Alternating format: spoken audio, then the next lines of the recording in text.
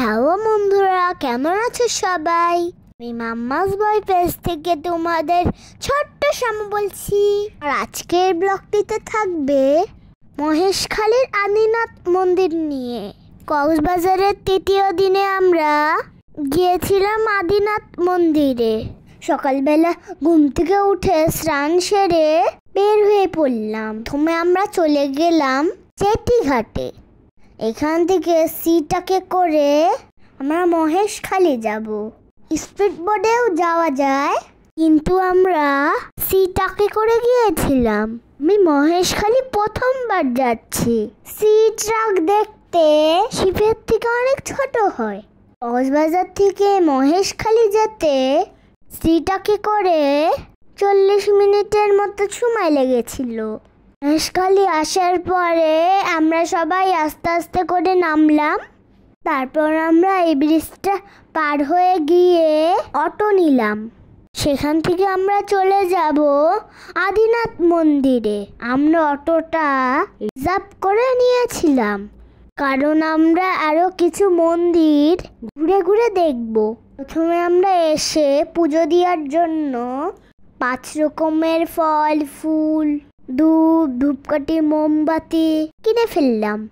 তারপর সিঁড়ি বেয়ে আস্তে আস্তে উপরের দিকে উঠলাম। মন্দির থেকে চারিপাশের ভিউ দেখতে অনেক সুন্দর লাগছিল। এইটা হচ্ছে শ্বেত পাথরের দুর্গা মা।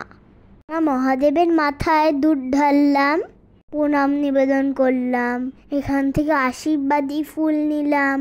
পুরোহিত মশাই আমার কপালে আবির লাগিয়ে দিল। তারপর আমরা রাধাকৃষ্ণ মন্দিরে গেলাম, শনিদেবের মন্দিরে গেলাম। সেখানে গিয়েও আমরা পূজা দিলাম। পূজা শেষ করে আমরা ধূপকাঠি মোমবাতি জ্বালালাম। তারপর মন্দিরের আরো অনেক কিছু ঘুরে ঘুরে দেখলাম। সেই দিন অনেক গরমও ছিল। প্রসাদ পেতে পেতে 2টো বেজে যাবে। আমরা অতক্ষণ ওয়েট করি নাই। আমরা অন্য অন্য মন্দির দেখব বলে পুজো শেষ করে তাড়াতাড়ি বের হয়ে আসলাম। পাশে ছিল লোকনাথ বাবার মন্দির। মন্দিরটা নতুন করে তৈরি করা হচ্ছিল। এই মন্দিরেও গেলাম বাবাকে দর্শন করতে। পর সেখান থেকে আমরা চলে গেলাম মহেশখালীর জেটি ঘাটে। এখানকার ভিউটা যে কি সুন্দর ছিল। তারপর আমরা এখানে একটু ঘোরাফেরা করে চলে গেলাম বৌদ্ধ মন্দির দেখতে। মানে এন্ট্রি ফি ছিল জনপ্রতি 10 টাকা। সবাই ভিতরে গিয়ে মন্দিরটা ঘুরে ঘুরে দেখলাম। বৌদ্ধ মন্দিরের কারুকার্যগুলা খুবই সুন্দর লাগে আমার। প্রত্যেকটা মন্দির খুবই সুন্দর করে সাজানো থাকে।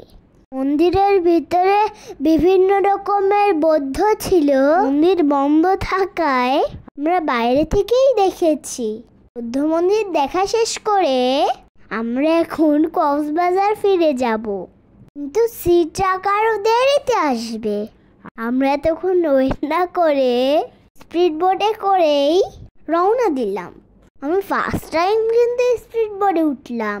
ভয় ভয়ও লাগছিল, ভালোও লাগছিল।